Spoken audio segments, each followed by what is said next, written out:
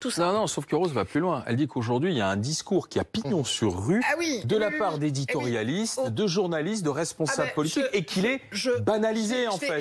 Et donc, c'est lui qui excite ceux qui ensuite passent à l'acte. Si je prends les propos de Zemmour, il faut donner aux musulmans le choix entre l'islam et la France.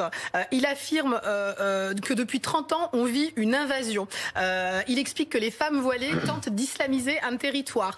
Il soutenait également que tous les musulmans, qu'ils le disent ou non d'ailleurs, considèrent que les djihadistes sont des bons musulmans, ce qui est un scandale. Il a été condamné pour ça. Mais vous prenez les propos de Zineb El Razaoui qui expliquait également que le voile fait partie du package idéologique qui mène au terrorisme. Donc elle fait un lien direct entre des croyantes et le terrorisme. Elle expliquait également dans l'heure des pros sur CNews qu'il faut arrêter de considérer les musulmans ad vitam aeternam comme une petite communauté fragile et qu'il faut caresser dans le sens du poil parce qu'elle serait capable d'actionner sa ceinture d'explosifs. Donc voilà aujourd'hui comment on considère le musulman. C'est-à-dire qu'il est toujours dépeint de façon violente ou non appartenant à la société, avec toujours cette... alors c'est le nouveau mot à la mode, taquilla. Donc il y aurait toujours de manière sous-jacente la volonté de conquérir la France, la volonté d'islamiser la France. C'est ce qui attise la haine.